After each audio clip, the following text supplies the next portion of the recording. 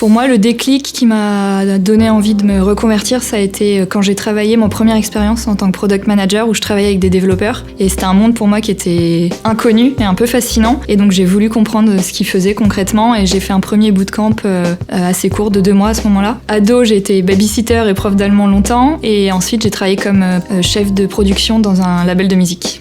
Ce qui m'a attirée et ce qui m'attire toujours dans le freelancing, c'est la flexibilité et la liberté en premier. C'est vraiment important pour moi de pouvoir m'organiser un petit peu comme je veux, choisir mes projets. J'aime beaucoup changer de projet souvent aussi. Je suis quelqu'un d'assez curieux et qui aime bien la nouveauté, donc j'aime bien changer assez souvent de projet. Et le côté entrepreneurial. J'ai fait des études à la base de plus business, d'école de commerce aussi. Et donc là, j'aime vraiment bien toute la partie aussi business, stratégie, comment je me positionne, comment je me vends, etc. Au-delà de la technique, j'aime bien le combo des deux. Rôle modèle, j'ai pas forcément de mentor dans ma carrière, mais rôle modèle et surtout qui m'ont inspiré au début de ma carrière dans la tech, c'était des femmes comme notamment Cassidy Williams qui travaille chez GitHub et Sarah Dranner chez Google. Et c'est des femmes qui ont beaucoup posté sur les réseaux, même au début de leur carrière, et je trouve qu'elles m'ont beaucoup inspirée parce qu'elles ont un côté très humble et transparent. Et c'était quelque chose qui me manquait pour moi de ce que je voyais de la tech où j'avais l'impression qu'il fallait tout le temps toujours savoir, être sûr de soi. Ça m'a beaucoup inspirée. Je suis rentrée directement en CDI.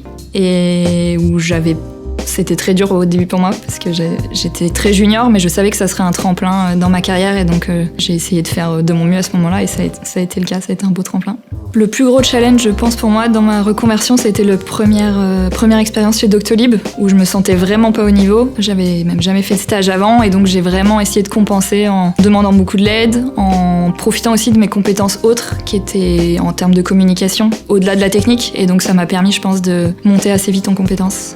Je conseillerais déjà de tester, donc il y a plein de choses en ligne gratuitement pour voir si ça vous plaît un peu le code, c'est pas pour tout le monde non plus. Ensuite d'oser, il y a plein de moyens de le faire et vous n'êtes pas moins légitime que quelqu'un d'autre. Et ensuite je dirais de bien s'entourer, c'est vraiment important. Il y a des endroits, des environnements qui peuvent être plus ou moins toxiques ou plus ou moins nous pousser vers le haut, donc je pense que c'est important de bien choisir et ne pas se comparer aussi. Très difficile mais c'est un bon conseil.